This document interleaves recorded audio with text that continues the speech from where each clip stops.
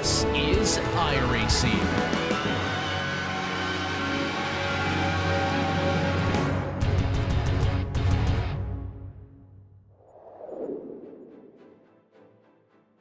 Round 2 of the iRacing Grand Prix World Tour, and this a circuit that, when it found itself onto the Formula One calendar during the COVID era, it was a circuit that got a lot of smiles on it for just how well that this place raced. Who is going to turn up today as the Raider of Tuscany here at Mugello, knowing that this has been a circuit where only one driver has managed to win in the history of the Grand Prix Tour, and his name is Jacob Reed. Eduardo Radice has the championship lead, and here today it is going to be about an Italian on home soil trying to hold off the charge of some very outside of Florence. This is a track that often brings all the action. That long straight makes all the difference. You'll see a lot of what this circuit gives with your GSRC track guide. Welcome to Autodromo Internazionale del Mugello. Only an hour north of Florence and owned by motorsport royalty Ferrari, this is a popular Italian track. With a short layout consisting of 7 turns and the GP layout having 15, the full length runs about 3¼ miles, or 5¼ kilometers. It weaves through the Italian hills with pretty much nothing but long, sweeping corners. It makes for spectacular views for spectators and drivers, but difficulty in nailing overtakes. The main spot for that will be into the first corner of San Donato.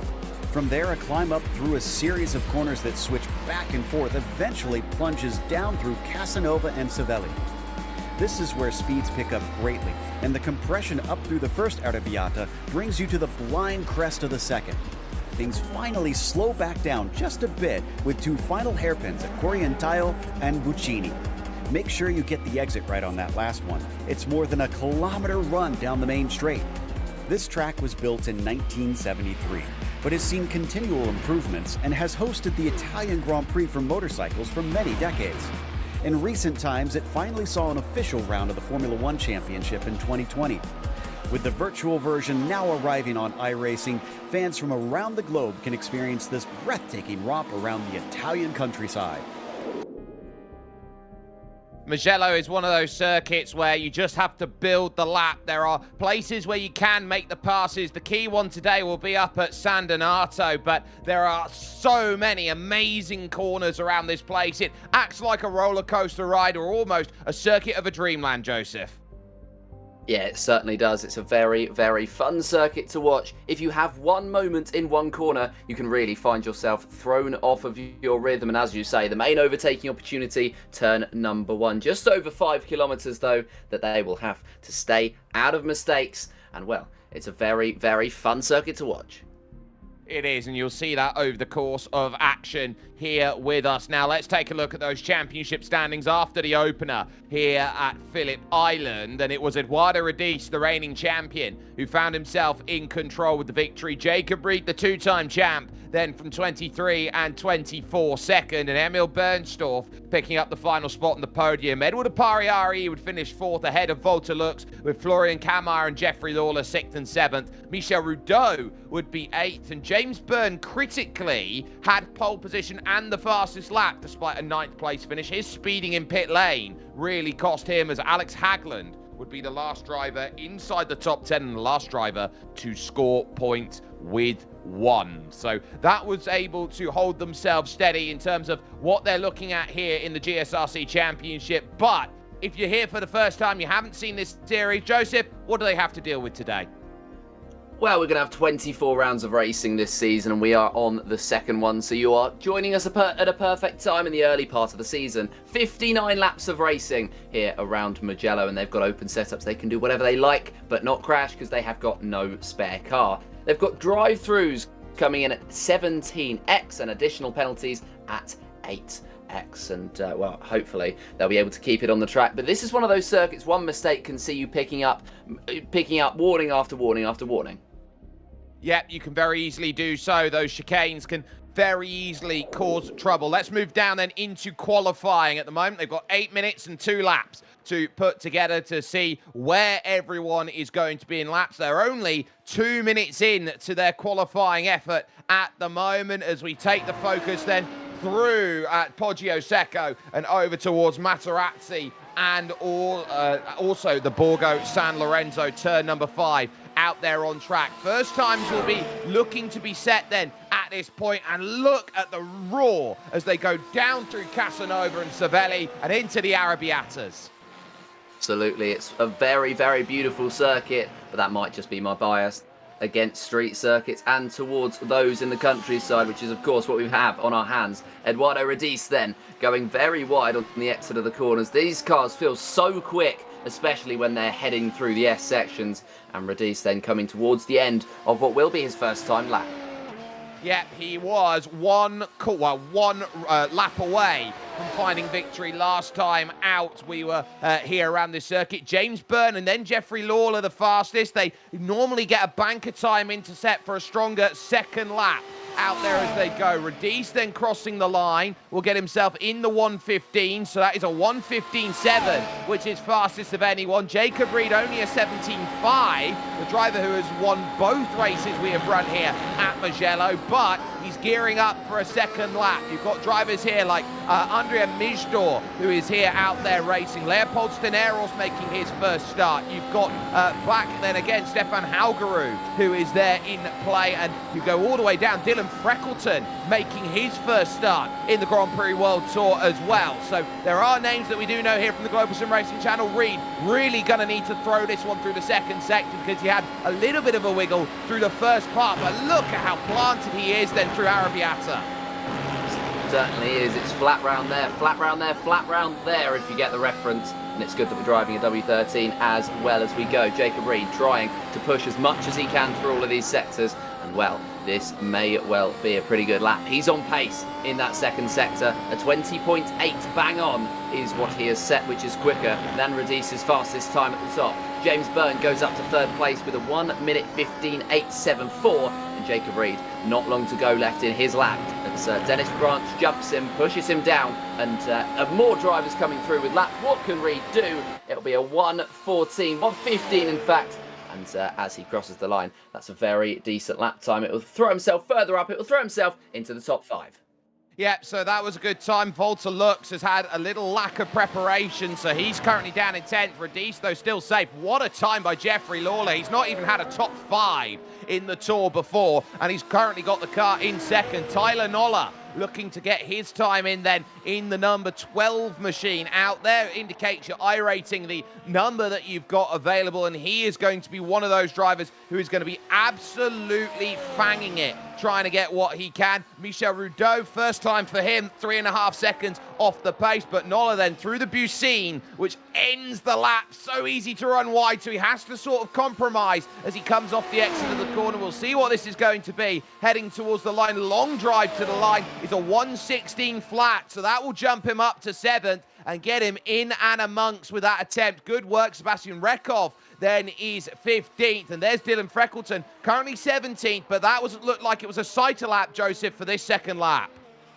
Certainly did. Dylan Freckleton trying to get the power down and trying to throw his way through the first sector. You need to hit every single apex, otherwise mistakes can breed further mistakes. Moments can breed further moments, even if they're not mistakes inherently. But Freckleton at the moment keeping it pinned through the first sector and will come out of the end of it with a pretty decent time on the board so far. A 28.2, which is in and around the mid-pack. And, well, he'll be hoping to find a bit more time in this second sector. This is where the differences between the cars and their setups is. And this is what Dylan Freckleton is going to be hoping to exploit. Yeah, you can see there that massive rear wing with the high amount of bevel on it. That is a high downforce setup that he has applied to his purple and I would say fluorescent yellow Mercedes W13 out there through the Biondettis and now into Bucine Corner, trying to get those soft Pirelli rubber tyres to wake up and say this is what is capable of this here. The long launch over towards the line. We'll see whether this is going to be enough to jump up. It's a 1:17.1, so it's a 1.5 seconds off the pace. He'll get by Michel Rudeau, and that is about it. Alex Haglund, who's currently 4th, that's medium tyres, and so we can take a look here at cars that are on track or are not. So you've got Kent Nielsen out there. I'm shocked to see cars out there trying to get a little bit of, I would say, practice on a set of mediums.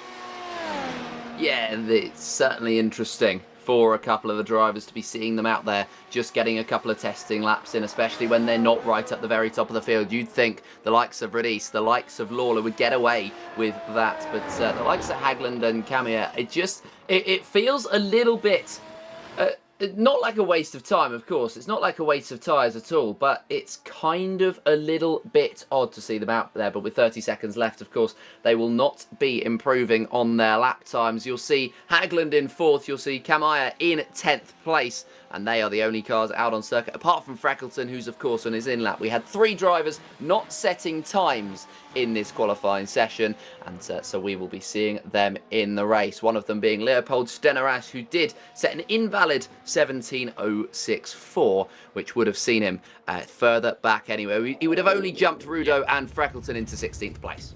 He would have done. Let's take a look at your starting grid then here for racing action from Mugello. And it will be the championship leader, the reigning champion, Eduardo Radice, on home soil, a 1:15.698. Jeffrey Lawler, alongside with a career best qualifying onto the front row. James Byrne and Alex Hagland will house row 2, with Jacob Reed starting 5th and Sander Haugerud in 6th position overall. Tyler Noller will go from 7th position, with George van Rensburg in 8th, the South African. Edward Apariari will go from 9th, and then the German Florian Kammeyer will round out the top 10.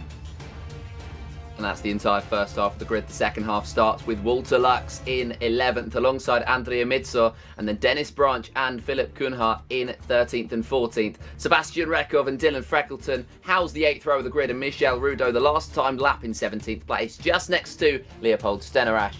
Kent Nielsen and Balázs Galliard will round out our 20-car field in these Mercedes-AMG W13s, and well, I think we're set for a pretty decent evening of action.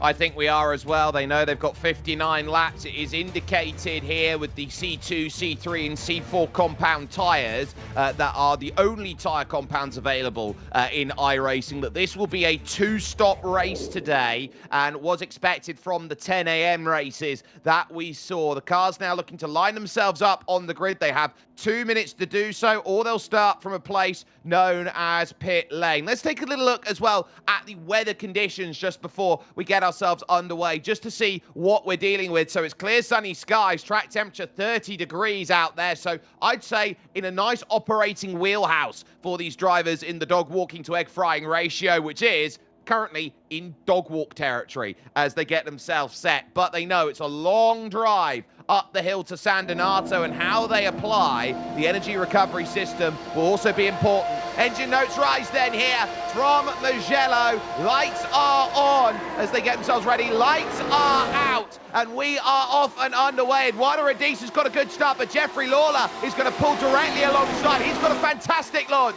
on the get-go, but he's on the outside as he tries to win on the brakes. James Byrne had a little look there into turn 1. Jeffrey Lawler leads the race through San Donato, and now as they go through the SS section, they've got to fight. Round goes Alex Hagland. He goes around. He struggled lap 1 here last year, and he's gone around again. Yeah, he certainly has, down to the bottom of the field for Hagland. Not a good start for him. A great start for Jeffrey Lawler up to first place. Couple of side-by-side battles in the mid-pack, but they decide that they're just going to stay out of it for this point in time. It's not worth fighting when you've got 59 laps ahead of you, or fighting that hard at least. Looking at the tyre compounds, Radice is on the soft compound tyre. He and Hagland started on the softest tyre possible, and then you've got Kuhnhardt in the mid-pack on the hards, but it's a terrible start for Hagland.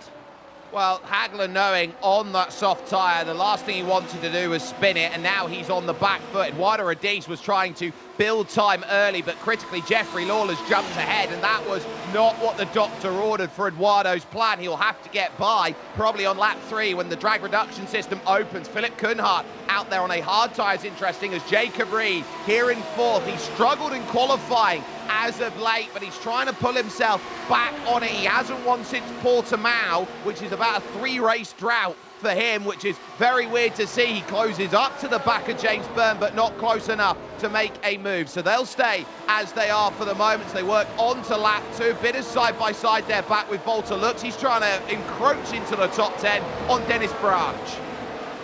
Yeah, he certainly is, and well, it's interesting the first couple of laps. Of course, Jacob Reed, as you say, not doing as well as he could do, but we are holding him by his expectations, and his expectations are very high. He's gained 1 off the start, and well, the cars behind him, Rensburg and Apari-Ari, have both gained 3. The biggest gainer of all, though, Leopold Steneratz up 4, benefiting from Alex Hagland, as many of them have.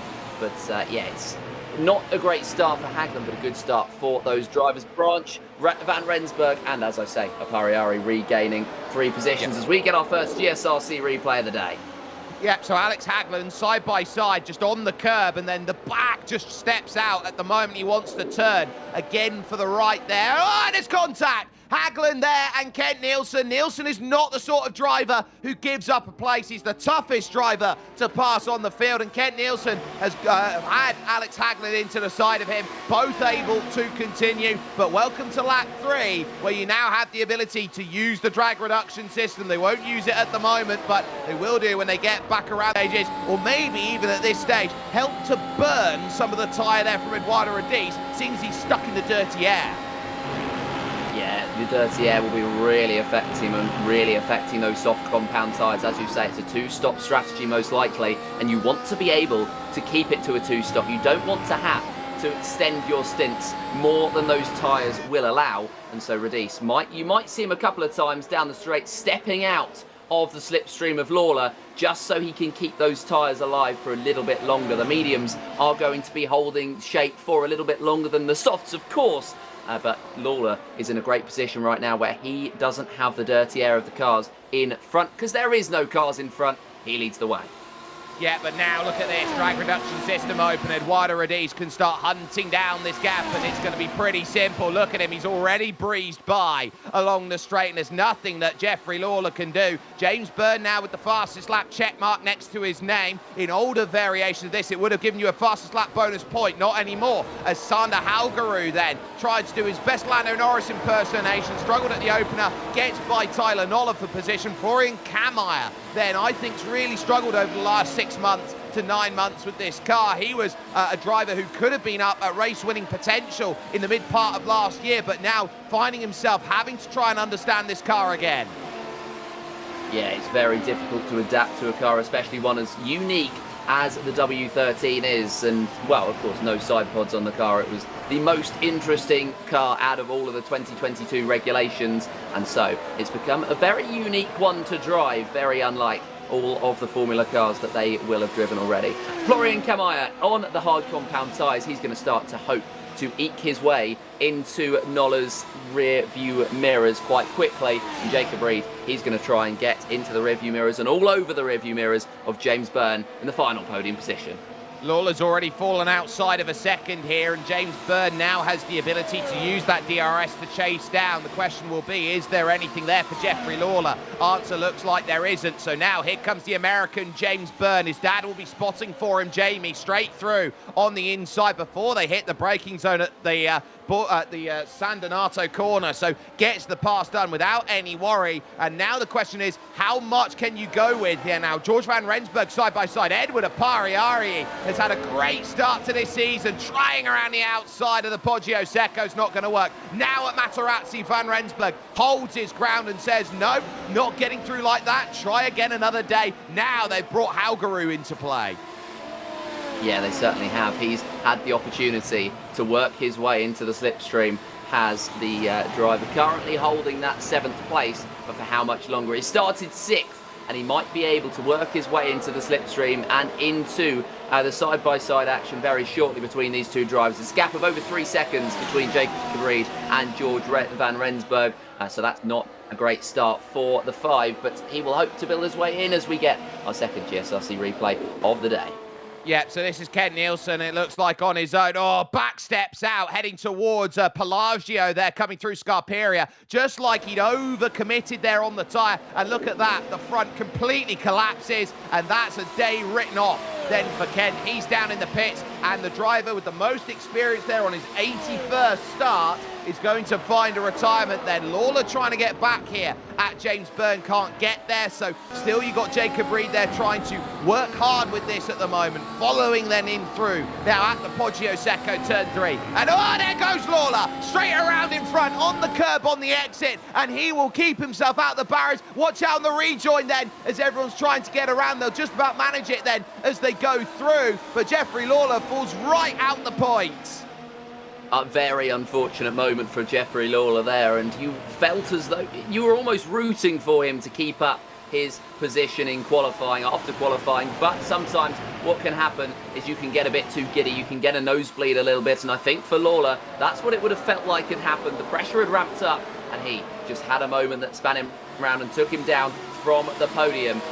Tyler Noller at the moment in this 7th spot, chasing down Rensburg. But yeah, it's been an unfortunate moment for Lawler. He will try and rebuild his race, but he'll take the confidence in qualifying, and he just has to not get too carried away.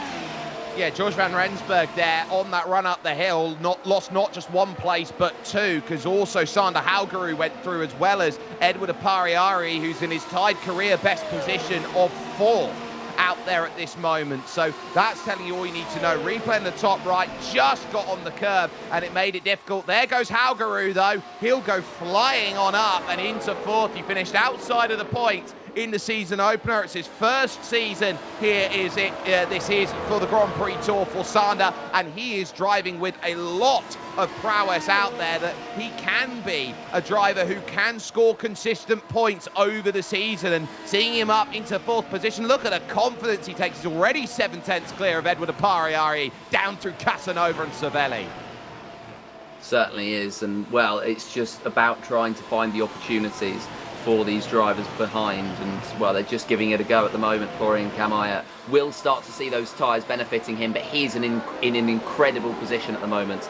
Doesn't have to push those tyres too hard, and he's just going to try and work his way through those ahead. They've been fighting very hard in the early part of this stint, just staying within the slipstream. Kamaya a little bit further back. He's got about 6 or 7/10 of a second forward to Noller, so he's got about enough range for the dirty air to not affect him too badly. It's when you get to about 4/10, 3/10 that it can really cause you a lot of problems. But for the moment, Kamaya sits in behind, and I think he's just going to play the patient game. He's going to play the waiting game as they head on to the next lap.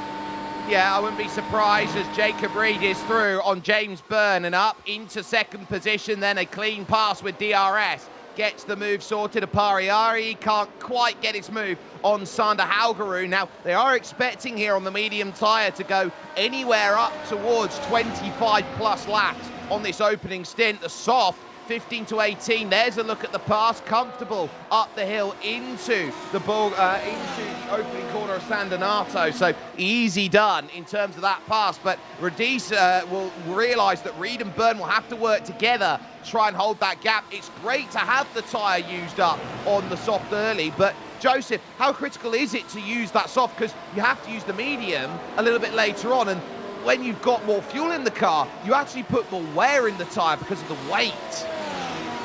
Absolutely, and that's why it's such a gamble to go onto the softs early on, because you want to extract as much pace as you can. Of course, it's the fastest tyre, so you really want to extract the pace out of it. But with the heaviest car, with the more wear coming, that can really hamper you. And that's why most of the drivers have started on the medium tyres. If you start on the softs, then you can find yourself struggling towards the end of the stint, because maybe those drivers on the mediums will take those softs a few more laps than those who started on them, and that can be very crucial come the end of the day. And Radice at the moment trying to run in the lead and trying to run away with it and make the most of those softs while he still has them. Byrne though all over the back of Reed.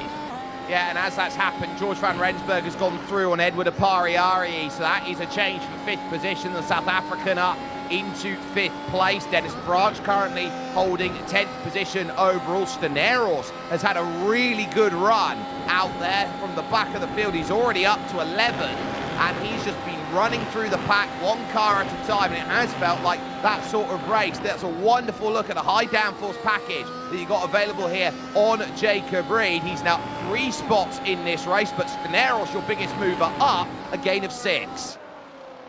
Yeah, 6 places gain, and of course the biggest losers are those who've had mistakes, unfortunately. Lawler and Hagland having mistakes early on in the race, and well, they will rebuild their races, I'm sure, and Hagland already up one place because Nielsen's out of this race, unfortunately for himself. But yeah, it's one of those things. Strategy can drag you back into the race from the pits of hell, which is what they'll be hoping for at this point in time. And Hagland, I mean, he's in the slipstream, or he's not in the slipstream, in fact, he's in completely clean air, and that can really benefit him. Byrne getting close to Reed, and he's on the inside.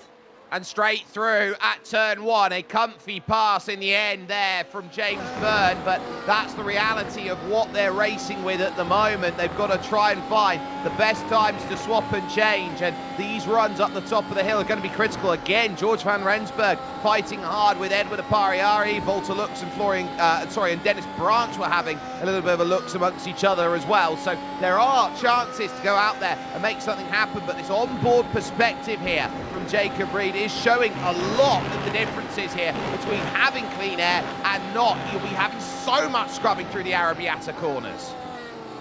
Yeah, so much scrubbing indeed, and well, it's just, there's so many different problems that you can have, as there's a replay of one of the moves earlier on. George van Rensburg, and I believe that to be Hergero in that position, but still holding on to it.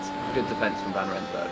Yeah, that was with Edward Apariari, who was trying to go through. Halgaru has jumped out a second and a half clear of those drivers through the Bucine corner and then on towards lap 11 of this race then. And they're looking at that gap, and it is clawing out more and more. 4 seconds is the margin at the front, and so there will be concerns then for these drivers that they can't give Eduardo Radiz a chance to jump out to a massive gap, because they know at some point that soft tyre is going to wear, and it's going to wear to a point where Radiz can't hold the same pace. But now here goes Leopold Steneros, this for a point, as he tries to go down the inside of Dennis Branch, making his first start of the season. Can't quite manage it because Branch is defending with his own DRS out there from Volta Lux, who sits there in 9th position. So that's making life a lot tougher to make that. And you can see no bevel on the wing for Leopold Steneros. He's on medium downforce. Yes, it's one of those things, of course, open setups that provides you the opportunity to do so much with these cars, and sometimes it can be to your benefit, sometimes it can be to your detriment. And one of those things is, for example, if you have a high level of downforce, it's going to be so difficult to make the overtakes. But if you feel as though you're confident enough in qualifying to hold on to it, then you're going to be in a world of good. Because overall, you could probably be quicker with a high downforce setup than a low one. This one, I think, is suitable for the medium just because it's a little bit mid-pace.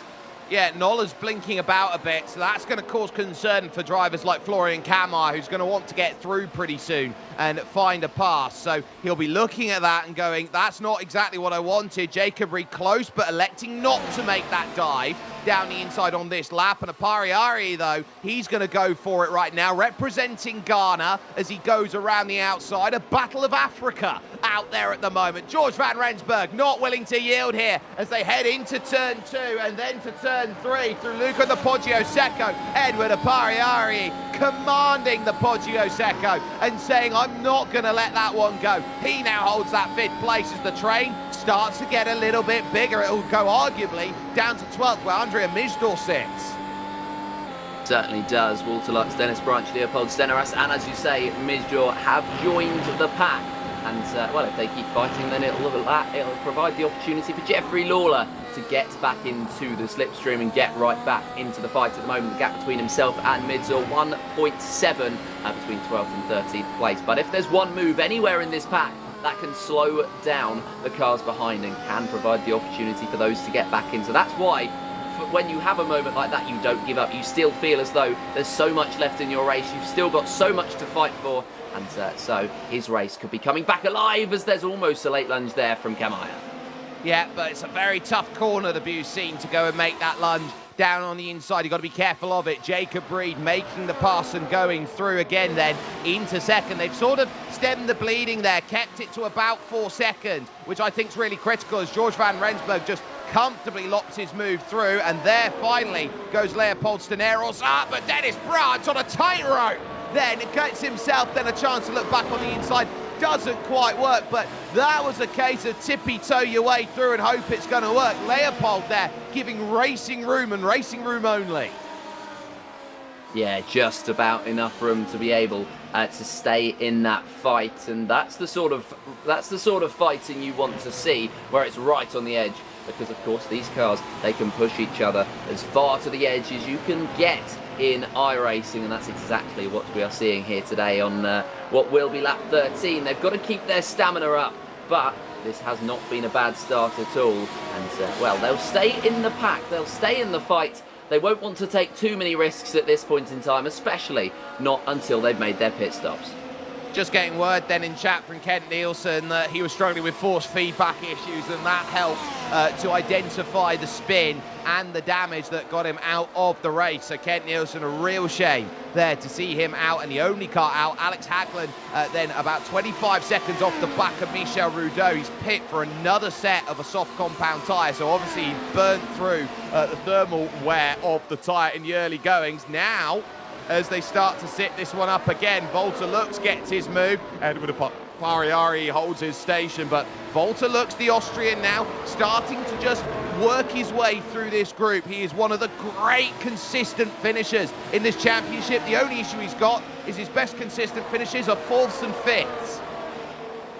Yes, they certainly are, which is, you know, that's almost the most frustrating position to finish in racing, because you want to be on that podium, and so it's very difficult when you end up doing that. But if you can take it over the line, then it can feel so very good. And of course, you don't want to be just outside the top 10. I think, in fact, when I've raced, I think 11th has been more frustrating to me than 4th. But, I mean, it's one of those, isn't it, where you can sort of try and pick up the points, or you can try and pick up the podiums, and you want the spoils, as Volta Lux will do, as Dennis Branch will do. Dennis on the back of Steneras, looking feisty. Leopold Steneros then holds his ground nicely as they go through the Biondettis and back to Bucine corner once again. It's very tough to work through a pack like this. You'll want the run on Florian Kammeyer here as we take a look from the front wing of Dennis Branch, just outside the top 10, and this is probably the window for Eduardo Radice to come in and make his first pit stop of the race at around 4 seconds clear of Jacob Reed. They start trading up in front. Now here comes the run from Steneros. He'll get down the inside against Flocam, Florian Kammeyer, and he'll get the pass done. So that will change the place up nicely then on that pass. It will move Steneros up into 9th. You've got George van Rensburg back into 5th place, and now 3.5 seconds back of Sander Haugerud, and Philip Kuhnhardt starting to get good tyre life now out of the hard tyre. He gets a pass done on Dylan Freckleton too. Down the hill though, as you take this run through Casanova and Savelli, nearly flat, but very tough to be flat. Yes, very difficult to run yourself through there flat, but it will provide you with so many rewards if you're able to do so. But in the long run as well, it will harm your tyres, and well, that is what they will start thinking about now. This is where strategy comes into play. This is where the soft runners will start to think about the way that their tyres are shaping up, and they will be worrying about it. Keep an eye on the gap between Radice and Reed. They're both very, very quick drivers. They're both similarly matched on pace. At the moment, Radice quicker than Reed, but I think it's almost the point where the switchover comes and where the medium becomes the quicker tyre. Keep your eye on Kuhnhardt as well in 16th place. He is going to be on a very, very strong set of tyres when it comes to the point where the hards are quicker than the mediums, and they have that crossover point too. And that hard tyre can go about 40, 50 laps they want to. And Apariari going backwards now. Tyler Noller goes through as we focus on James Byrne here in 3rd position. So Tyler Noller now understanding that he's got to make moves, and he's got to make them quickly out there in this pack. James Byrne holding his ground, but I think this is just trying to work out where drivers have what out there in a race like this. You've got to remember, Jacob Reed, in terms of the driver he is, he loves an Italian track. He's won both the races here at Mugello. He'd won the last 2 races, I think the last 3 races that had come through at Imola, last 2 at Monza, but it was James Byrne who stopped his streak of winning at Italian tracks at Monza last year. So James himself a penchant for a very nice Italian track. Yeah, very much is. It's I can have a penchant for an Italian track as well. They are my favourites. If you think of Imola, if you think of course, Mugello, if you think of Monza, they are always, I'd say they are the most romantic circuits we can get in racing, as Byrne now chasing down on Reed. This is his best opportunity. Yep, straight down through, easy as you like. The gap now down to 3.5 seconds, and I think you're starting to bleed a bit of time here if you're Eduardo Radice. You can't really get the tyres lasting too long. I think they're just starting to peak compared to the mediums. Looks then trying to eye up Nola on the inside as Apari Arie fights his way back up into 6th position, and suddenly it's feeling a bit like a dogfight in the middle. Where do you position yourself and where do you place yourself out there? We'll go back to him now as they head through Materazzi corner and the Borgo San Lorenzo, and then they will take the run over to Casanova down the hill. So they're in their line, and this is where you're starting to wonder, how much do you want to undercut? Yeah, you really want to think about it, because on the one hand, an undercut is huge in terms of getting yourself ahead, and if you have confidence in yourself to defend and drive on the worn tyres, then feel free to absolutely do that. But at the same time, then you can really be struggling on that set of the medium compound of tyre, for example, where you get to the end of the stint and your mediums are 5 laps younger, let's say, or 5 laps older even than the car behind, who is on a fresher set, who is going to be on the charge. Then it just feels as though you have to let them go. You have to allow them the opportunity to run away with it, and there's not much defending you can do, especially with the amount of traction they can get out of corners.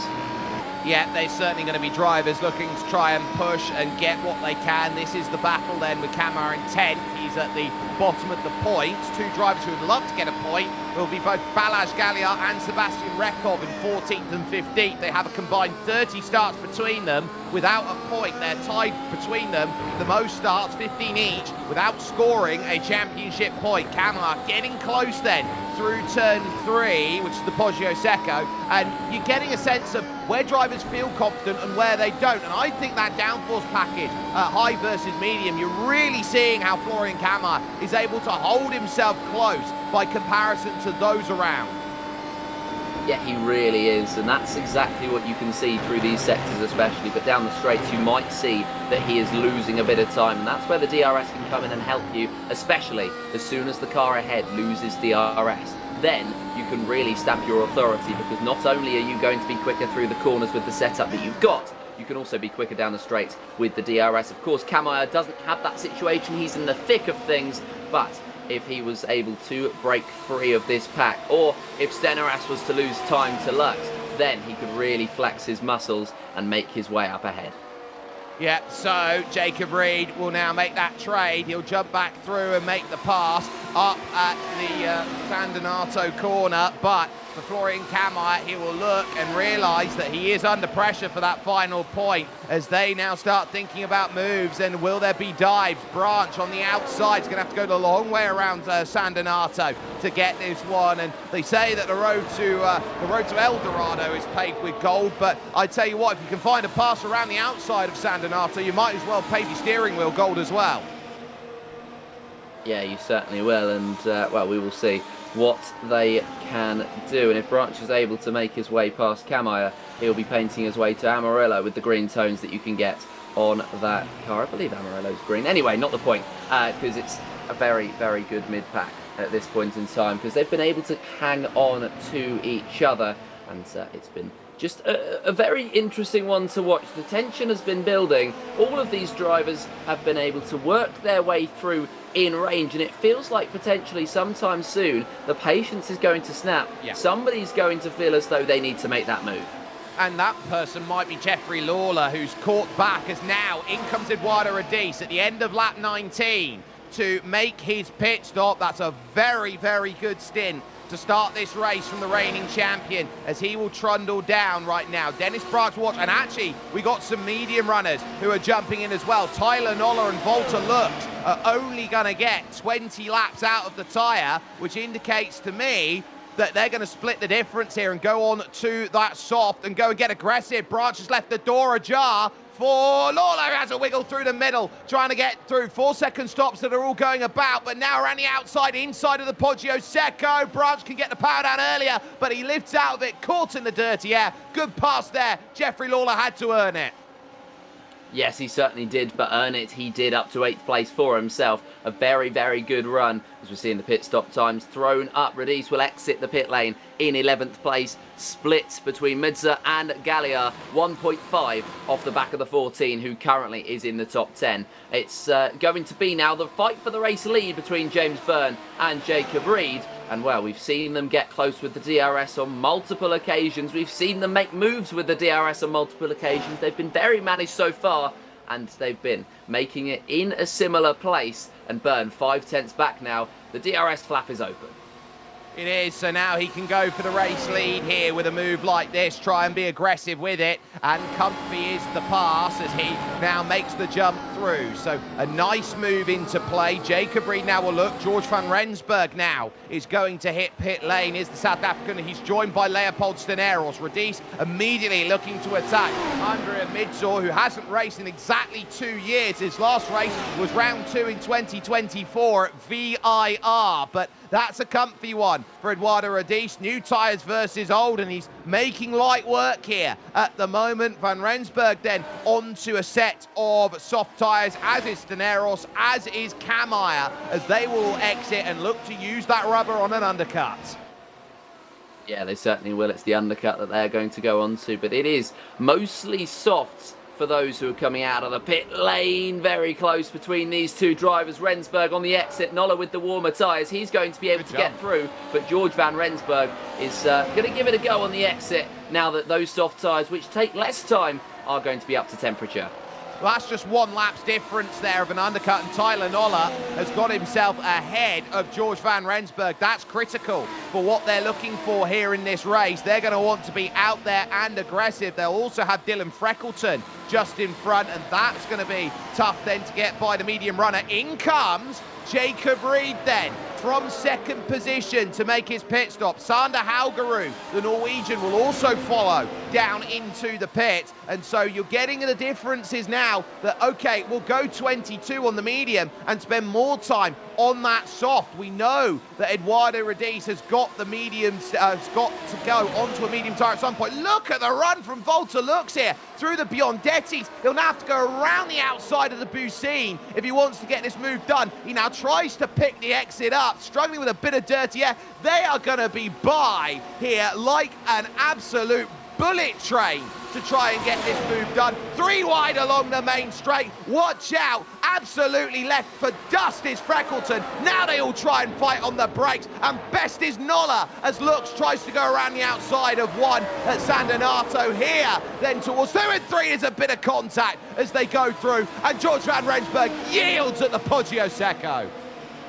Certainly does. One person had to yield in the end, and unfortunately it was George van Rensburg dropping down to 12th place. But somebody at some point had to yield, otherwise something was going to go very wrong, because now the segment they're going through here, there is absolutely no chance they were still going to be able to make it 3 abreast. So unfortunately for George van Rensburg, he had to succumb the position, and now succumb a bit of time to the cars behind. Freckleton leads Steneras, leads Kamaya, but I'm not sure for how much longer. Steneros here will be looking around at Florian Camo, who's looking at Corantayo. Corner for a move down the inside. Don't see too many work here at Corantayo, but Camo's got the run here. Now through the Biondettis, they're balking each other through this section. I wouldn't want to be Freckleton right now, stuck on the outside. Jeffrey Lawler is going to jump in and take advantage. This race on the pit stop has just woken up a Pariari in. Andrea Midzor is also down into the pits now, so you're getting the sense of where drivers are going to be in and out, and straight out is going to be the likes of Edward Pariari right into the middle of this. Steneros under pressure. There goes Jeffrey Lawler. He gets by the lot of them and almost to the back of the pack. There goes Edward Pariari out the pits. Yes, Pariari out of the pit that's lane. an unsafe pit exit then. A black flag. So that will be an unsafe pit exit, and for Edward Pariari, he'll have to come back into the pits and serve the penalty. That's a disaster for him as he gets back and going. I wonder whether it was actually speeding in the lane on pit exit that's got him caught out for it. Yeah, you would think that maybe it is, because he can see himself right at the back of that pack, and he does not. He really does not want to be losing any more time waiting behind them. And sometimes you can jump the gun just that little bit too early. The same thing can happen as well.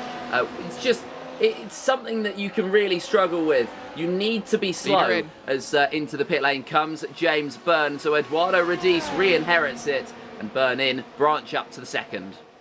Yeah, and this is the difference that you're looking at then as James Byrne gets back up onto speed. So the gap's about 11 seconds now, or about 9 it was, sorry, as they cross the line. 9.7 between Eduardo Rodis and Jacob Reed. So they'll be looking to hunt down him. Balazs Galliard looking to make his first stop of the race as well. But Jacob Reed knows his job. It is to hunt down Eduardo Rodis. Dennis Branch still waiting for his first stop. Now, the question being, if you can make the medium tyre last to about lap 30, lap 35, you might get a chance to do a one-stop.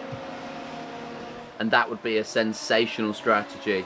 That would be really benefiting these drivers, because you lose a lot of time in the pit lane, not necessarily specifically because you're at Mugello, but you just lose a lot of time in the pit lane generally. So the less time you can spend in there, the better. And if you don't lose time because of the strategy you go on, you can take yourself all the way to the end of the race on that one stop. That would be huge, and I'm sure we'll be seeing a couple of drivers trying it, including a Philipp Kühnhardt, who of course was on those hard compound tyres to start with. He's going for an alternate one. He's not coming to the pits, nor is Freckleton, nor is Branch, and those are the only drivers still out there, but it feels like they're going to go on for a little while longer. Branch into the pit lane, and he will make his first switch of the race.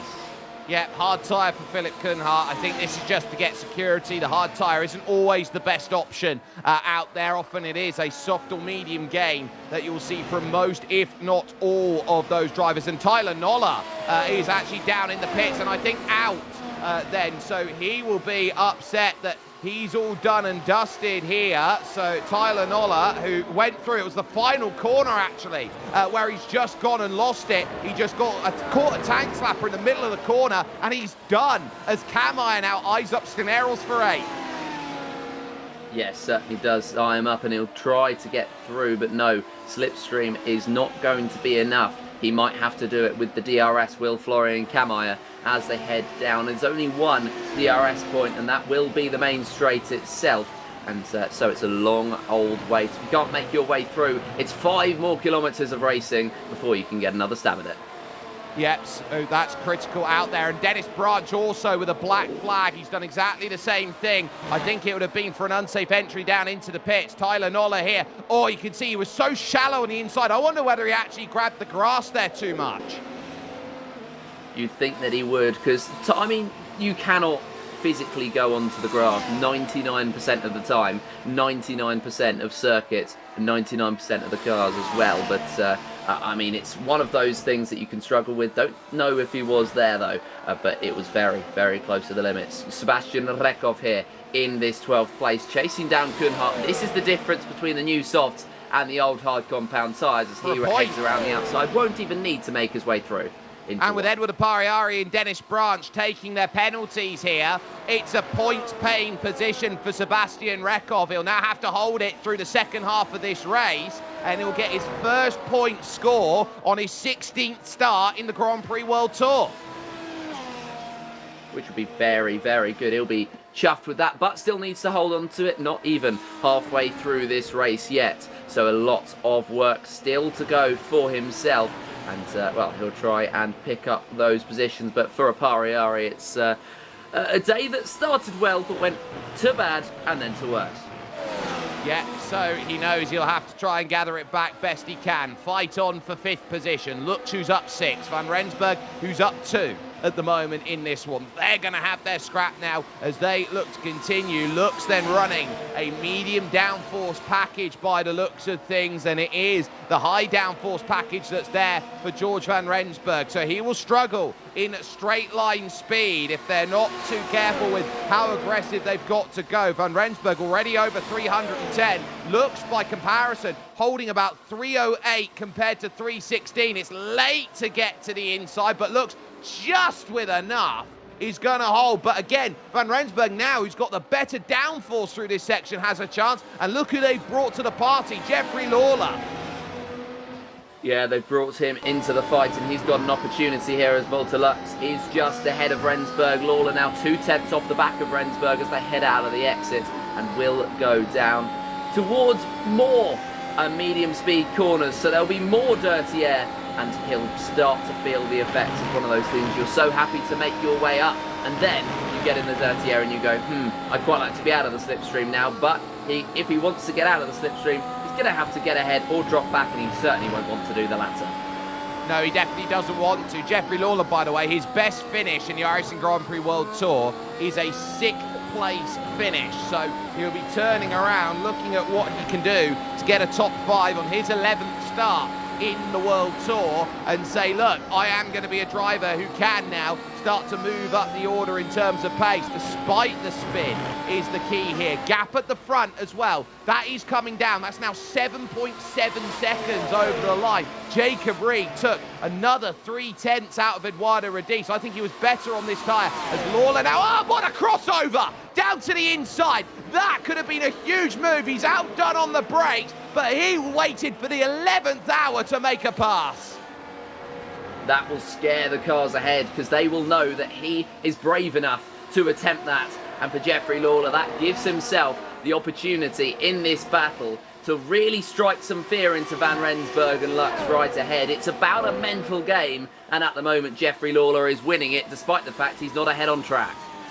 Yeah, Jeffrey knows he's got pace. He's just got to try and use it out there at this point. This is going to be as difficult as a difficult scenario can be for Jeffrey Lawler. He will know that he wants to be up by Lux and trying to chase down the likes of Sander Haugerud for 4th place. That's going to be the goal, but the goal here is going to be, how does every car go through? Now, we do note that Tyler Noller is out of this race. He's the 2nd retiree out there overall. I can still see the tyre tracks actually down here at Bucine. You'll see it actually there as they go on through. So it goes to show you how tough it is. There they are on the outside, but Jeffrey Lawler now with a run, but the issue he's got with this run is George Van Rensburg's going to pick up tow along this straight. So it's a battle of who does what. It meanders along this main run. Van Rensburg defends it a little bit more aggressively this time. Long way around needed for Jeffrey Lawler. Still at San Donato trying. He's got the inside then for the next left-hander and commands it at Luco to say, look, top 5, I'm now back into my career best position.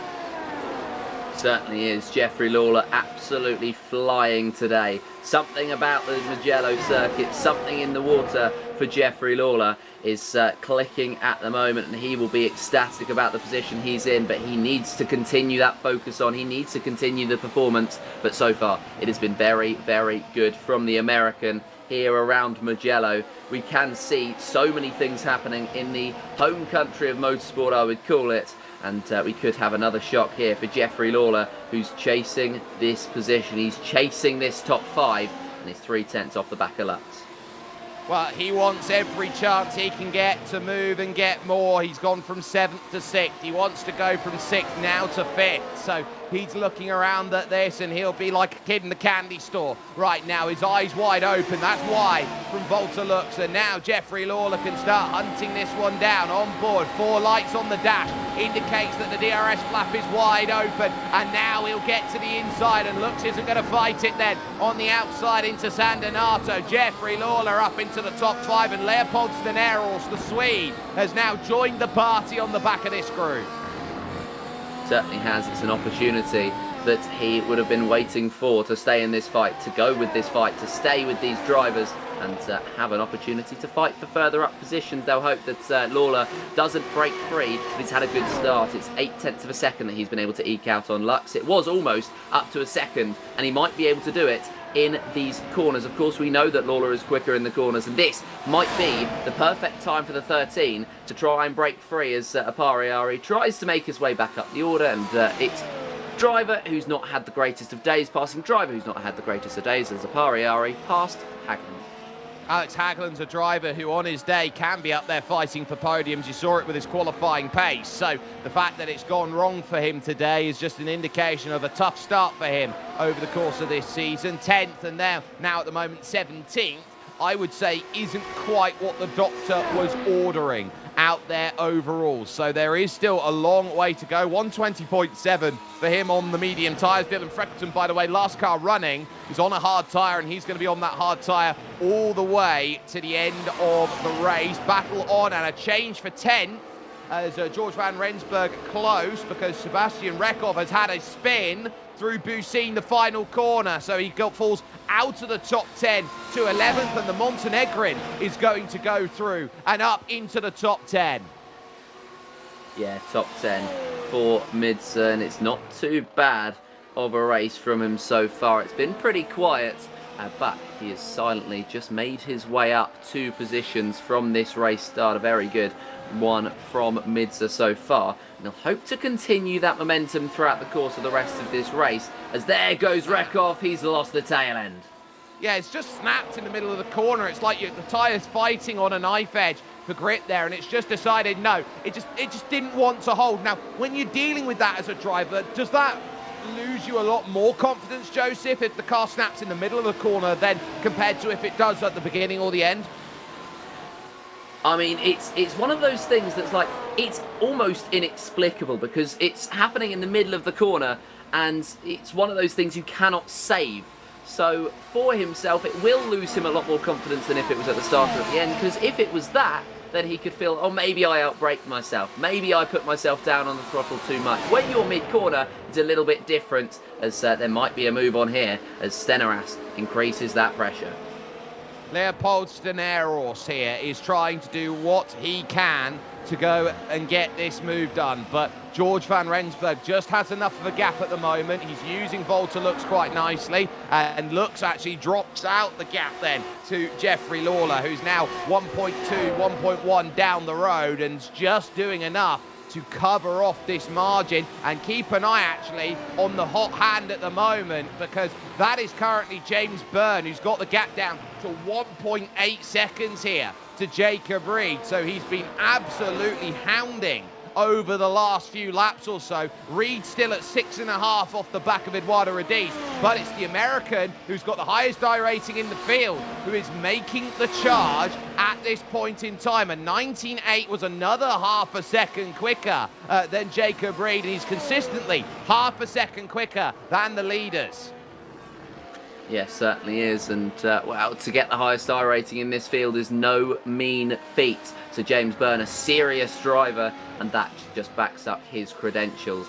1.3 off the back of Jacob Reed, and I wouldn't be surprised if Byrne has DRS down the next straight, and then the fight will ensue from a GSRC legend of Reed, from a 2-time champion of Reed, to the man who leads this iRating tower and currently holds himself in 3rd place on the podium right now. But of course, the top 3, the 3 highest iRating, and well, it's not necessarily going to give you the full picture, but it gives you a great indication as Byrne's 1.1 off the back, getting closer and closer and closer. So, as they are now understanding the second half of this race, it's about giving yourself as many opportunities as possible. And Leopold Steneros here in 8th place, just teetering at a second here as George van Rensburg really wants to get by Volta Lux here in this scrap that is going on for what is 6th, 7th and 8th spots at this moment of the race. Its early season form looks very wide out of Corin tyre, and you have to be careful that you're not going to sacrifice too much speed to scrub when you go through the beyond DTSs. Yeah, you don't want to lose too much time at all, and sometimes you feel as though you have to sacrifice that for the exits. Into the pit lane comes Steneros, and that will be the switch off of the soft compound tyre. 26 to go. Is that going to be a switch to the mediums? You'd think so. Well, I think for Leopold, he will know with 26 laps to go, he's got to give himself the best opportunity possible. 4 seconds he sticks down, and he's actually going to stay on a set of soft tyres to the end. This is extreme, but these lighter conditions of the fuel tank maybe will allow that. In comes Philip Kunhart as well for his first and probably only stop of the race here, Joseph. Yes, potentially, as well, he is going to be able, if he does switch onto the mediums, to stretch them. And, well, if Softs. The other drivers are anything to go by, the softs will last the 26 laps. We will see. Maybe I'm completely incorrect about that, but it feels as though that's such a stretch to bring this stint. 26 laps on those soft compound tyres. It's going to be a struggle. Surely they would want a bit more of that comfort blanket of those tyres to back down onto, but clearly not. James Byrne closing in. James Byrne's going to go for the move down on the inside. No fight there from Jacob Reed. I think he's burnt the tyres up too early on in the stint. And so it's going to be James Byrne who now moves himself into second. 7 seconds off the back of Eduardo Radiz, who's plateaued the tyres quite nicely. And the chase is very much on at this point with 25 laps to go. You feel that both of these drivers will have one more pit stop as Florian Kammeier comes in for his last stop of the race. But right now, James Byrne is the hot hand here. And remember, Eduardo Radice, he's got to go to a set of mediums. He can't go on to another set of softs. That's going to put him at a huge disadvantage. Certainly is pace-wise. So you'd think that he will be in on the next couple of laps. Although these drivers, what's happened to Freckleton? Yeah, well, we just saw him left a shot there in the gravel spinning, coming out then of Pelagio corner. He just caught himself trying to fight on the exit grip, just not there on the hard tyre. It's very hard to get it to work. And so he goes around and finds himself the driver out of the Isle of Man at the back there, just letting go on him. And he's done very well to keep that one out of the tyre bundles. And so he'll be able to continue on his way right now in 18th place. Yeah, it's a mixture of emotions for there because, of course, you want to be happy that you've avoided the tyre barrier, but the fact that you've had to avoid it in the first place is never a good thing. And so Freckleton will try and pick himself up. 17th or 18th place even is where he stands, and he's on those hard compound tyres that he will try and stretch the stint as long as he can. He's the sole runner on a set of hard compound tyres. Hagland on the mediums, everybody else is on a set of the softs. Some making it to the end, and some will be very, very worn indeed. Jacob Reed just outside of that DRS of Byrne, and that can give Byrne a huge advantage, knowing that Jacob Reed doesn't have that DRS, that drag reduction system to drag him back into the fight, and Byrne can, I think, cool off a little bit, save those tyres for a little bit longer. Well, he'll have to be very choice about the way he goes through in this moment, as there's Dennis Branch, who of course is trying to get back up then into 12th. He's through then on the Frenchman, Michel Rudeau, making the move that says, okay, that's going to give me some comfort out there on a pass. So that's going to bring Branch to 12th, and he's only a handful of seconds behind Steneros and Galliard. Galliard currently in the top 10, but remember, pit stops meaning a lot out there in these stages. There's your leader. He has led pretty much every lap he's wanted to out there at the front of this field. Eduardo Radice has been comfy, but I think right now, you look at what the first stint was, 4 seconds. I wonder whether it's going to be a case of that medium. It's about how quick it's going to hook up. 29 laps he has led in this race of 37. He's only lost out 8 to Byrne, to Reed and to Lawler. Yeah, he certainly has, which is not too bad, all things considered. And Eduardo Radice at the moment in his home circuit, hoping to take a victory. And that would be an incredible result for him, extending his advantage in the championship. Leopold Steneros through into the top 10. Galliard having a go, but he's done well considering no points in 15 races. He's done very well to keep it in the fight for the top 10. You'd think that he's going to give it his best shot. Yeah, Balazs Galliard has been the epitome of a driver who continues to come here week in, week out in the Grand Prix Tour, try and ply his trade. He's had a few seasons where he's been stuck and he's been locked out by his iRacing. He's done very well to build that up over the last couple of years to consistently now find himself in races like these. He is in today, Balazs as the 19, Rekov as the 20, so they are the bottom seeds out there in this championship, and they are really hunting to try and get their points and to show that the hard work and the dedication does pay off. And Galliard in 11th, he's not a million miles away. I think he just needs a little bit of luck and it could fall his way out there. I'm looking at, for him, maybe the race he's got to target this season is Long Beach.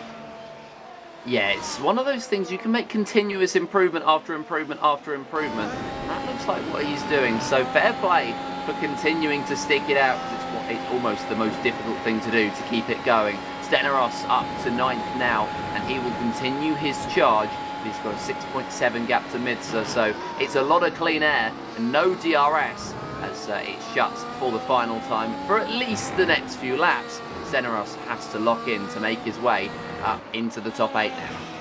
Yeah, 6 seconds over to Andrea Midzor there. So George van Rensburg continuing on, trying to get his strategy to work. And he's been stuck for a number of laps here behind Volta Look. So I'd argue right now, if you're George van Rensburg, come in for your final stop. You'd think so. It's one of those, it's a very difficult one to manage for, of course, the man in 7th place at the moment, because on the one hand, he's got the DRS from Volta Lux right ahead, and in that 6th place. He's chilling at the moment where he is, but of course he knows his lap counter's ticking down and he wants to extract all the performance that he can. And he's not going to extract the performance in especially Sector 2 without coming into the pits on a new set of the soft compound tyres, because when he's in at the moment, when he's in the slipstream on that DRS train, if he's sitting in the back of it, then it will be a very difficult one for him to sort of give up, because he knows that he's going to have to really push and have to go all by himself. Florian Kammeyer will be to the outside line of Galliard, and Galliard drops down to what will be 12th place. Yep, so that company pass then, and Florian Kammeyer up to 11th, and he will now be looking at the top 10 when drivers come in, make their final stop out there in this race. So through the Luco and the Poggio Secco, over towards Materazzi and the Borgo San Lorenzo. Alex Hagland's going to come off, and in comes the leader. Eduardo Radice couldn't stay out much longer. He's going to be in, and this will be for a medium tyre, and he's got to get it into an operating window and quick. Yes, he certainly does. He has to really get this one going, but we know the pace that Eduardo Radice has, and he will really try and extract it. Hagland is in as well, a lap down, and well, Radice will be out of the pit lane in what will be most likely 5th place behind Lawler, maybe even 6th. No, because Lux is into the pit lane as well, as is Rensburg. So Van Rensburg looks like he was going to try and follow Lux, whatever he was going to do here, and what that means is he's pitted with 20 to go. So 20 laps to make the medium tyre work as both of those drivers decide it's time to pit. Van Rensburg and Lux has got the jump again on George, just his luck as he followed him into the pit lane. So for the South African, George Van Rensburg, that's going to be tough to deal with. Now the question is, being stuck behind Jeffrey Lawler here for Eduardo Radice, is he still able to hold the same pace as the runner in front? And critically, will it maybe hold him up if he's stuck in dirty air here on this lap? Yeah, potentially, and that might be the case for Eduardo Radice, who's on the medium compound of tyre, but he has a lot more tyre than everybody else, or he will have a lot more tyre than everybody else at the end of the race, and it's just about using it. He's 3/10 off the back of Lawler, and you can see the grip between the difference of a new set of medium tyres and what Lawler has on right now. So maybe even Radice will go for his first move that isn't in the first corner, but if he can get through in his comfort blanket, then fair enough, he can give it a go. But down the straight with the DRS, Radice will try to close in, Lawler will box, so will Reed, and so will Hogro. So Haugerud in the pits, and that just leaves James Byrne out there at the moment at 21 seconds the margin. At this moment in time, Jacob Reed will leave pit lane, and he will need to use as much tyre as he can early, because he needs to jump James Byrne in the stops if he wants any hope of winning. He'll then have to use his best blocking boots out there as those drivers all look to make their stops. Steneros then is going to actually jump up ahead of Haugerud then as they run through, and that's going to put him up then into 4th place, the Swede. The Norwegian in 5th, and Andrea Mijdor there, Mijdor losing out the spot, and so they're going to be down in 6th. Is Andrea. So you're really seeing the difference even on a medium tyre. James Byrne is being hunted down by a second a lap. I think he's got to cover this move off to hope that Jacob Reed is not there and in play. No, he'll stay out another lap. So he's going for an overcut here. He wants as much good tyre as he can late. Yeah, he certainly will. Want to make the most, Will Byrne, as Radice sets his sights on the race lead. 19.2 seconds back is the gap, and he won't have any pressure from Jacob Reed, who's 9.2 off of him as well. These top 3 have stayed as the top 3 the whole time, and well, James Byrne, he's going to have to take those tyres very long. 18 laps to go, and he's been impeccably managing those tyre compounds. He's done one stop, Mids has done one stop, Branch, Kuhnhardt, Freckleton as well, and Kuhnhardt especially. He started on the hards. You think that he'll be able to stretch this to the end of the race? Those who've done the softs and the mediums, it's going to be a bit more of a struggle. It very much will do. Alex Hagland right now with the fastest lap of the race too, so that's critical as in comes Andrea Midshaw to make his final stop of the race, and that's going to be important to note as Florian Kammeyer gets overtaken by Jeffrey Lawler. James Byrne, we await that pit stop, which is going to be the difference maker late on here at Mugello, as a handful of drivers also in. Branch and Apari also making their last stops of the race. Here comes Byrne then through Bucine, and will he peel off to the right-hand side on this occasion? Yes, final stop starts now. Certainly does. James Byrne into the lane. How quickly can he get out? But he has to avoid making the same pressure that Apari did as well. Apari also into the lane, so he can teach Byrne what not to do, and it's not to speed out of the lane. James Byrne then, you can see on the top right of your screens, he's heading through. Jacob Reed is heading down towards turn number 1. So Radice will inherit the lead of the race. Jacob Reed will look to inherit second place. He's going to have the warmer tyres as Byrne comes out of the pit lane, but Byrne is back up to racing speed, and he will be back up to racing speed 2.5 behind. I looked at Jacob Reed's first lap. He did a 1:17.9. Eduardo Radice did a 1:18 flat on his medium tyres. So Jacob Reed maybe doesn't have the pace. There goes Sander Haugerud down the inside and comfortably dispatching of Leopold Steneros on that pass. That puts him up into 4th position. Looks and Kammeyer now scrapping, and now George van Rensburg has a shot, but he's covered off going into Luco and the Poggio Secco. So that one nearly a chance for the South African, but it's covered off nicely by Florian Kammeyer at the moment. But 17 laps to go. That's the battle for 7th, 8th and 9th. Certainly is. That is the closest fight we have out on the circuit, apart from the one for 11th, which has just seen Kuhnhardt drop past Rekov. And they're 1.8 off the back of Midser as well, so the fight for the top 10 could still be on. It's the lower echelons of the points positions that are being scrapped over. And this has been a very good race indeed. These three locked in battle pretty much the whole time. Lux, Kammeyer and Van Rensburg. Kameyer's not had as strong a position as he does now, though very close to the back, but able to get going in the end, as Florian Kammeyer just he's soaking up as much pressure as he can from Van Rensburg, who looks to the inside.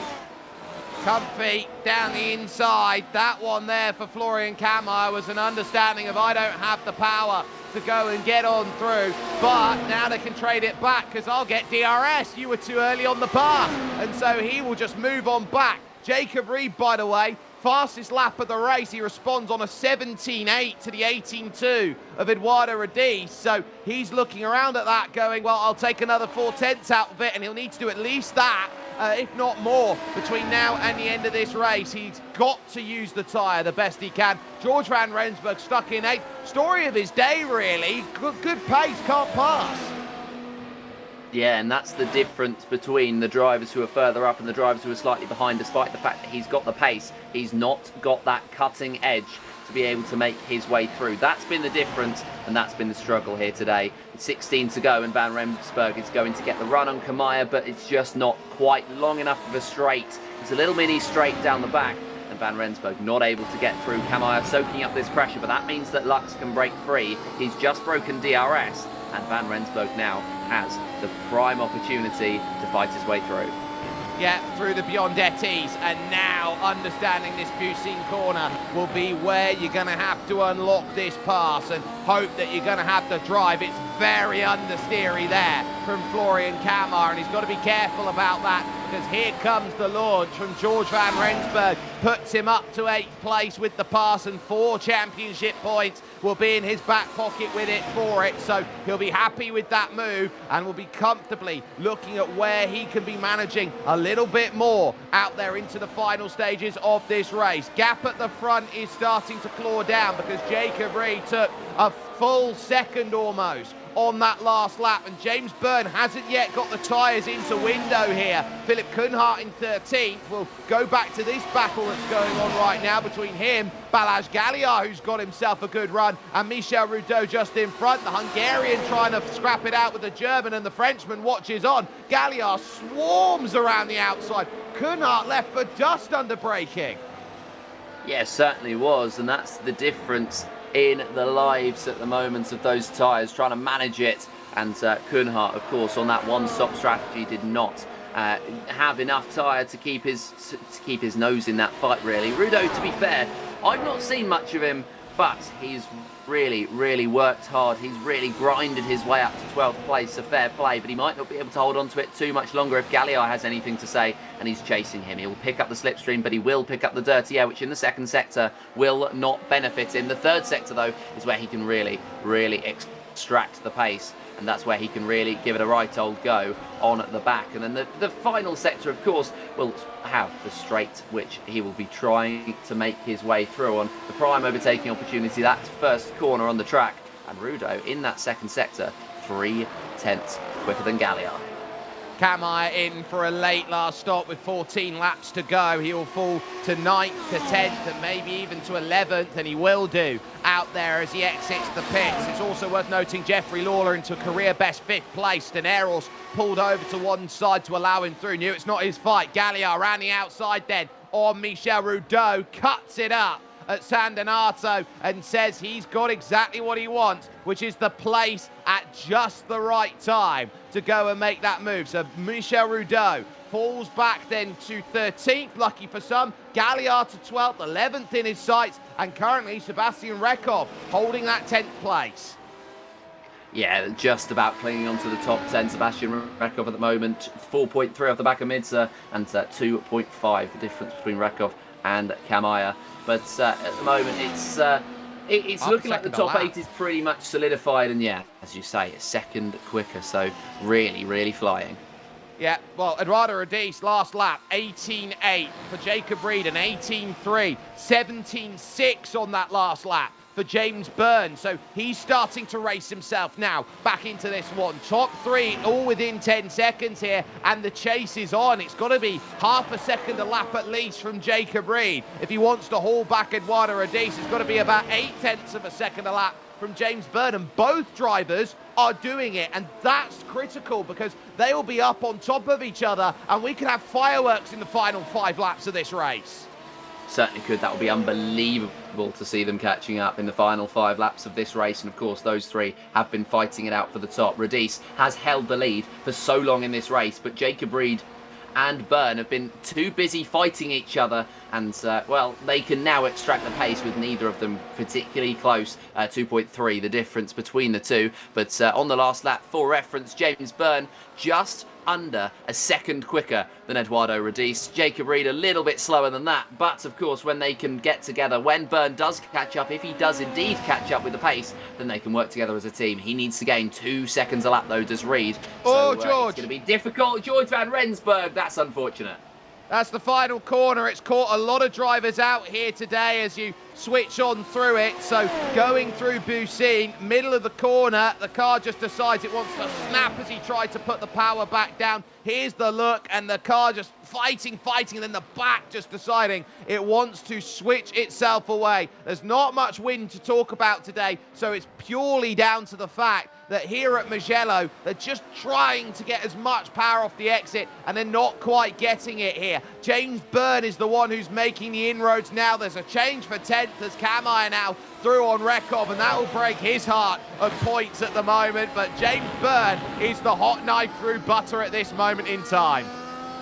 Certainly isn't. In fairness, Van Rensburg almost saved that one, but then got a bit too keen, a bit too eager on the throttle, and just went round once again. Byrne 1.4 off to the back of Jacob Reed. The last laps, he was 1.2 quicker, so he's keeping that pace on, or in fact 7/10 as it has now ticked over to the current lap. Jacob is really under pressure here from James, and I'd imagine he will have the DRS on the next lap, so the 1 will be fighting the 3, and it'll be rinse and repeat, a copy of what happened earlier on.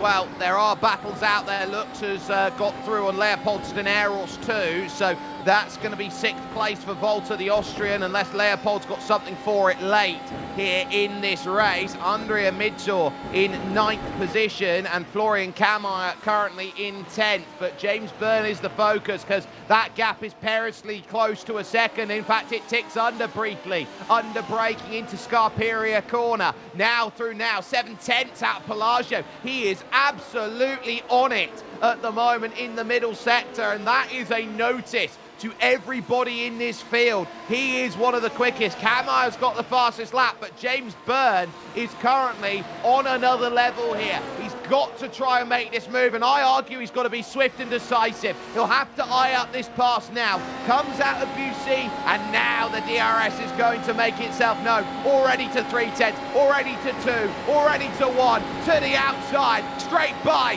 James Byrne to second. James Byrne up to that second place, but he needs to soak up this pressure now from Jacob Reed, who will have been lit into life. The spark will have started for the Worcestershire man, and he will want to make his way through on Byrne and keep within range is the first thing he needs to do, as there's already a 7/10 gap between the two. Byrne is absolutely flying, and Jacob Reed is scrambling to stay within range, and well, this is the difference between the tyre offset.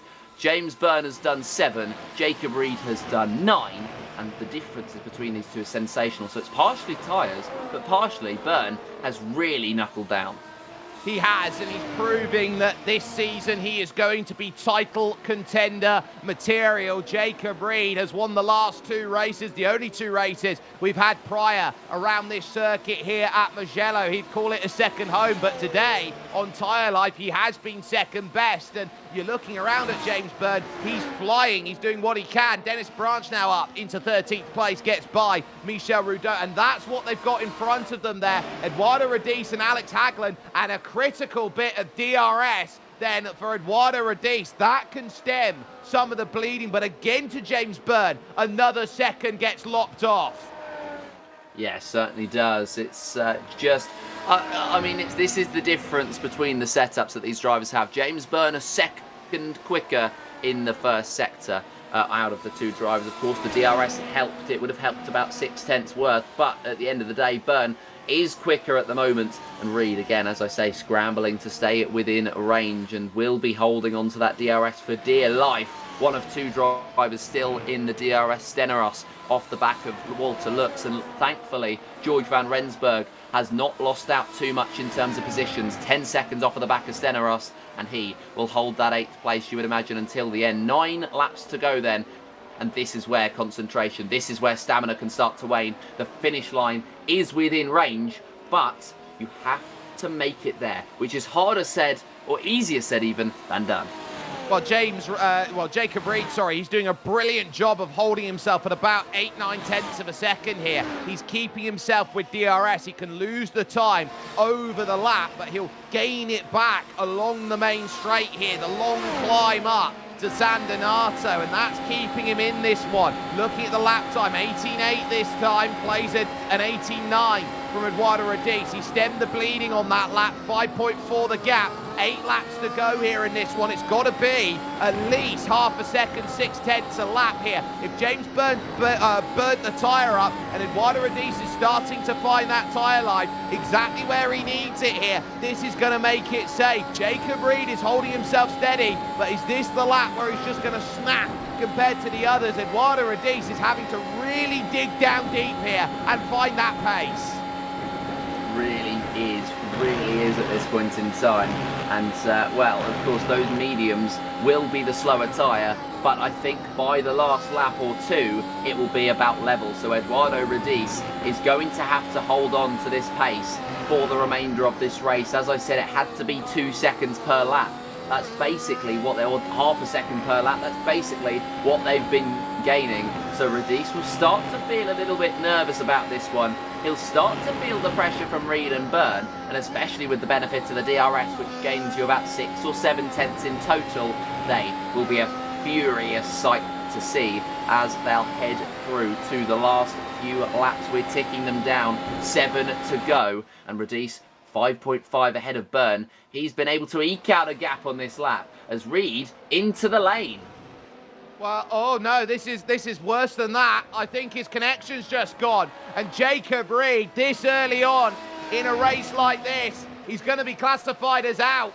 And that is going to be a massive shock for him and his title aspirations. If this early on, his connection drops, and that is that. So that's the equivalent of an engine blowing up. Jacob Reed is out here at Mugello, and James Byrne now will sit down and realise, I've got no one behind me. I've just got to go. And I tell you who's the biggest beneficiary of all of this. It's the guy in 11th who will now be 10th. Sebastian Rekov right now is got a point. Certainly does. There is a point for Rekov when Reed is going to drop down the order, as that will be Rekov across the line and ahead of Jacob Reed into the top 10. And what a moment for the man with the lowest I rating in the race. He is in the top 10. Galliard just outside, but he will be continuing to receive pressure. Edward Apariari on the back and ahead now of Rudeau for that 13th place. But they're all getting promoted, and well, that's a little bit of a boost for those drivers who've had a bit more of a difficult one. Well, I look around that last lap, 4 tenths in favour of Eduardo Radice on the medium tyre. He's just there in behind the drivers of Rudeau and Apariari. Apariari threw a little bit of gravel kick up just in front of him. But now the medium is starting to show its own. And if James Byrne can't pull his finger out and pull that gap down, I think Eduardo Radice has just pulled a rabbit out of the hat here today on strategy. And nobody was expecting it to be the reverse call that was going to get it done. Simply magnificent. Jacob Reed's going to be back in this race, so he is going to be classified as a finisher, but he will be the last of the finishers in 18th. Eduardo Radice here. Gap is 5 seconds with 6 laps to go. James Byrne is going to have the last 6 laps as basically quali laps.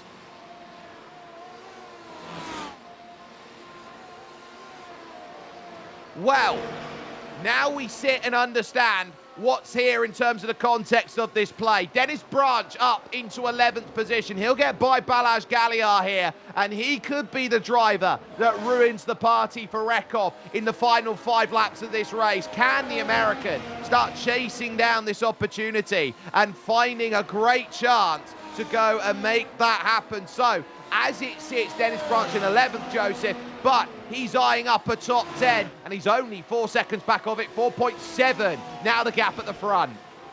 Certainly is. Could be a late charge there for Branch to make his way into the top 10. And it would be a very, yes, lucky, but you make your own luck move.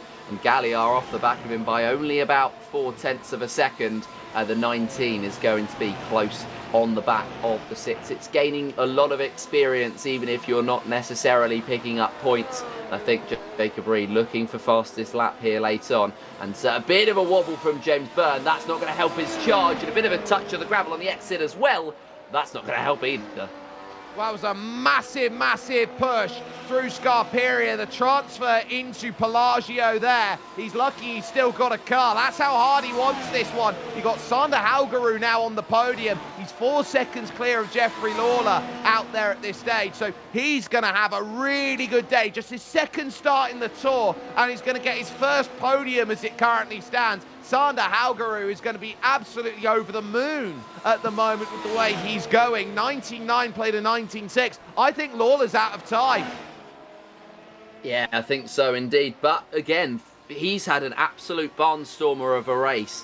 He's in 4th place after the issues he had earlier on. Of course, we knew he had the pace after qualifying, but he's never executed it here in the Grand Prix Tour, and he's given himself the opportunity to do that today. So for Lawler, it's absolute ecstasy regardless of the results, just because of the performance, and now we know that he can do it. The pressure will be on next week to see if he can be able to, you know, continue that charge.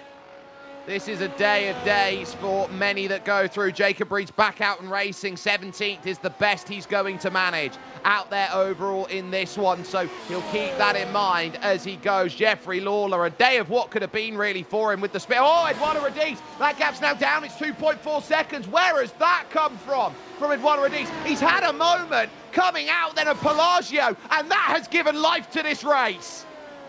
Certainly has. Absolutely.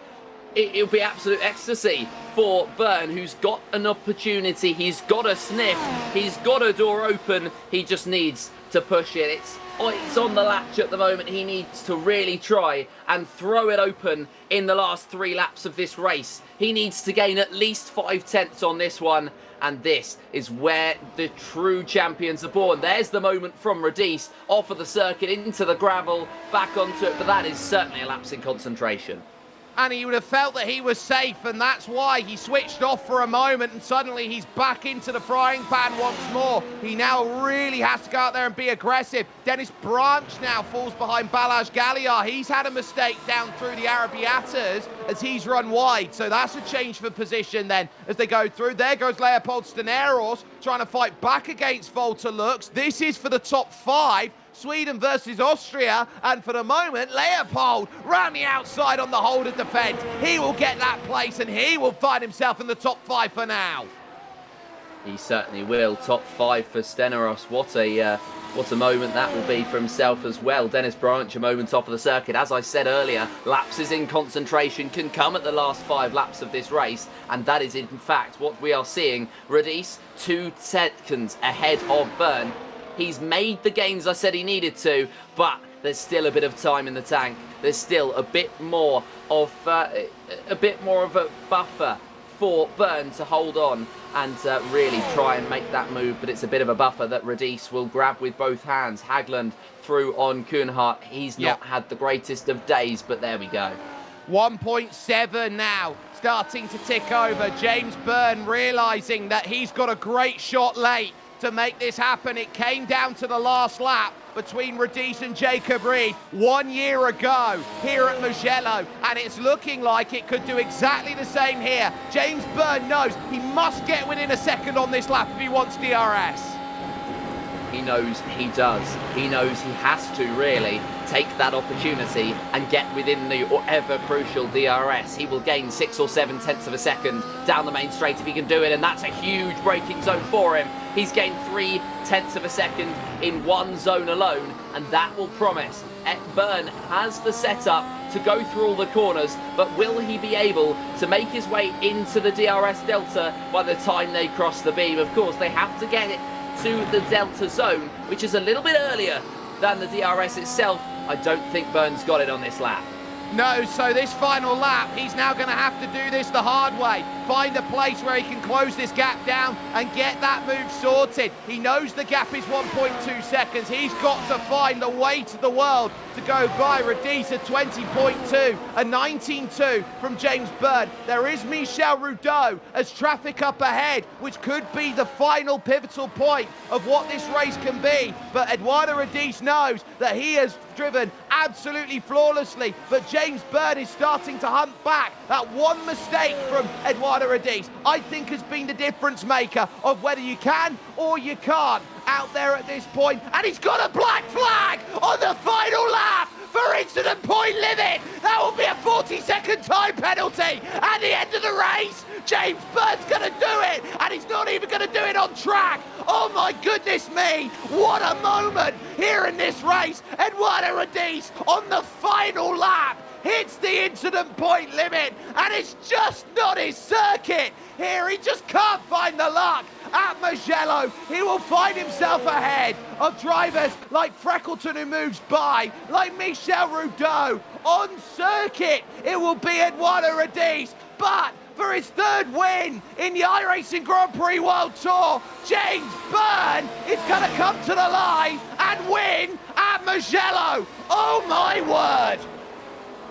Absolutely sensational. You knew something just had to break, just had to crack, and that is what happened.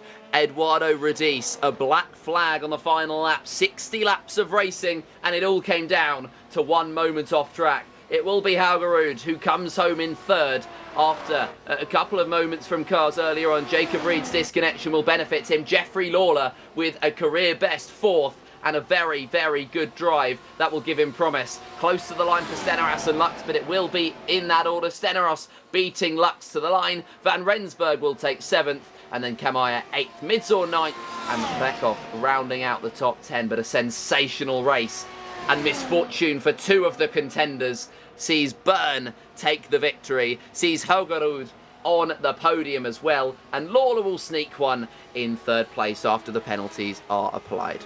Well, it depends how far the penalty is. Sebastian Rekov, though, will know as he crosses the line. His 1st point in the Grand Prix World Tour. Balazs Galliard will now have to wait to see how close it is over the line. Oh, my goodness. Front wing almost comes off. there for Dennis Branch. It has been confirmed as a penalty of 35 seconds over the line for Eduardo Radice, so he will fall 6th over the line as it all goes.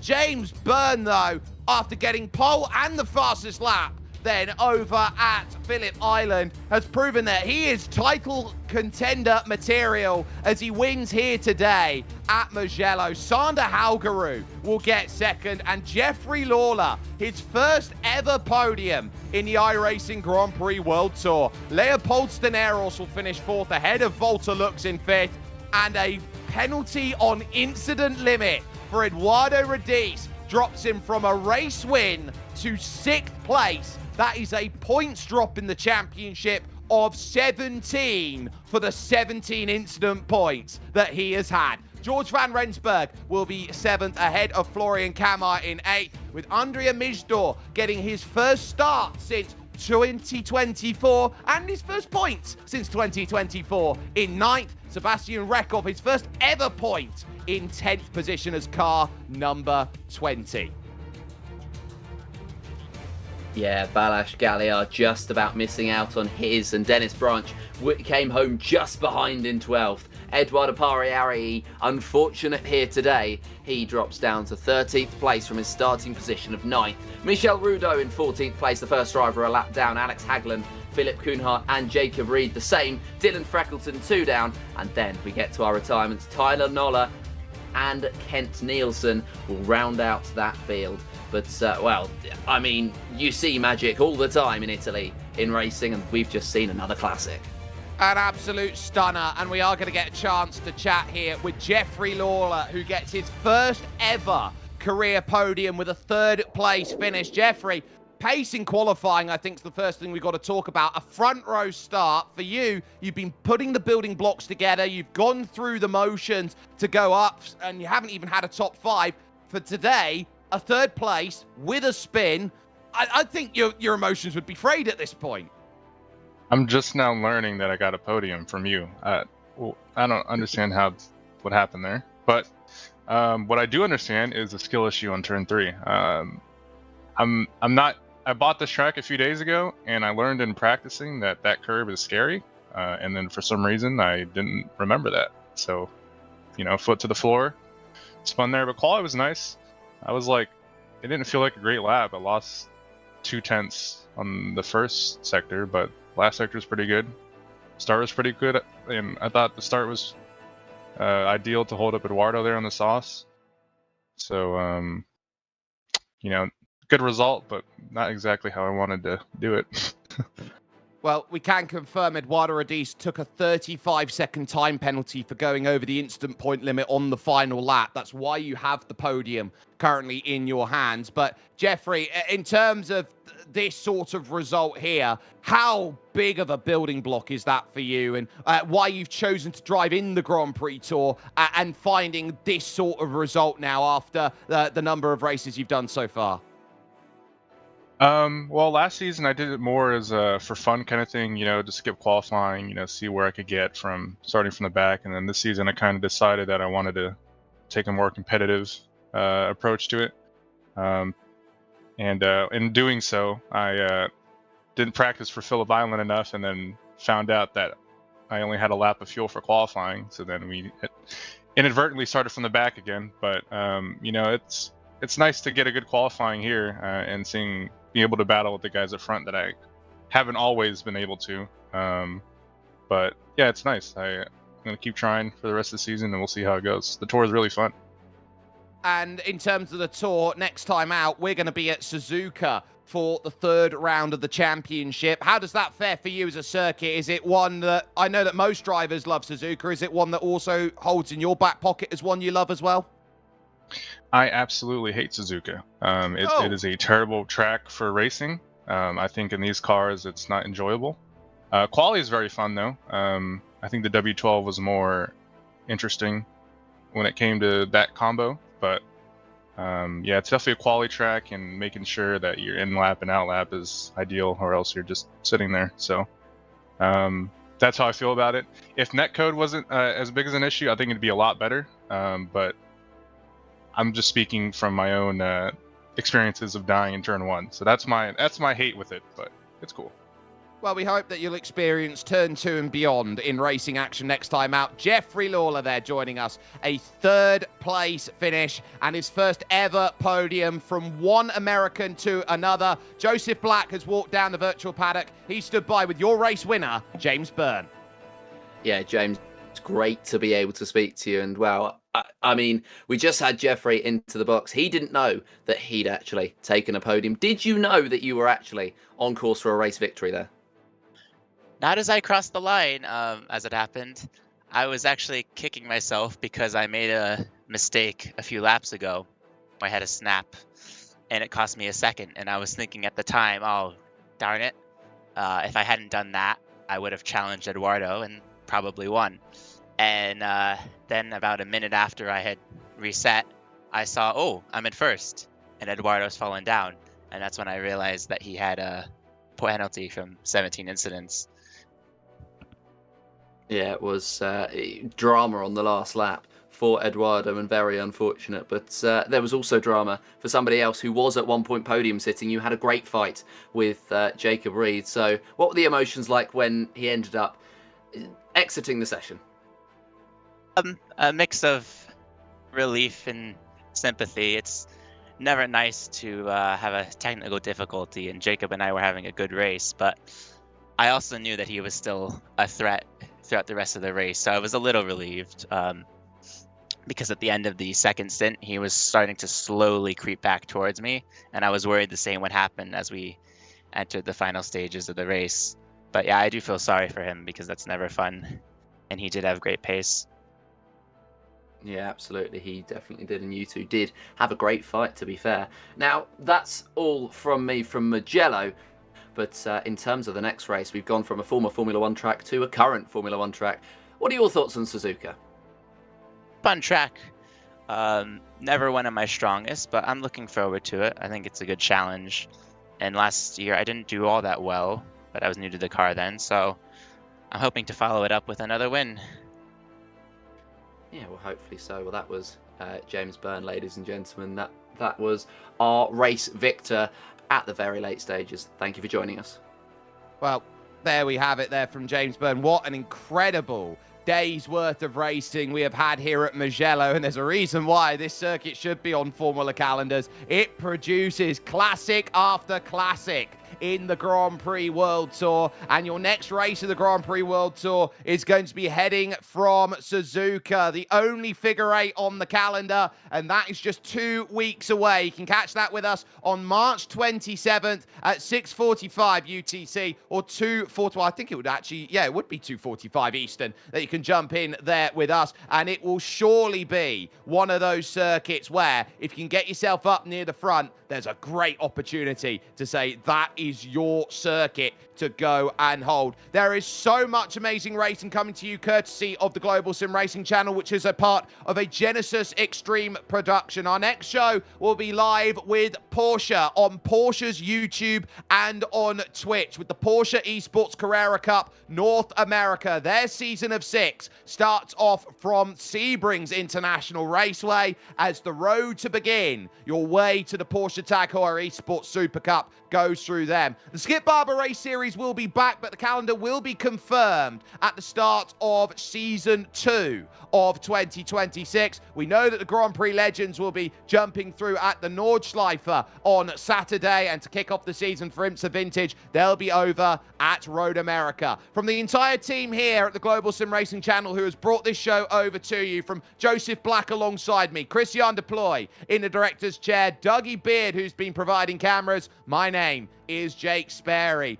There are no guarantees in the iRacing Grand Prix World Tour. If you could be hot one week and you can be not the next. Fortune favors those who smile. And for Jacob Reed, for Eduardo Rodis, the two titans with 3 titles, a penalty and a disconnect for the pair of them sends them spiraling down the order here today at Mugello. But it's no drama for James Byrne, who will rattle himself back into title contention with a victory here today at Mugello that will give him a huge smile from ear to ear. The Grand Prix World Tour is at its best, at its at its unpredictable best. And you saw it right here. And guess what? It happens again in 2 weeks. We'll see you at Suzuka.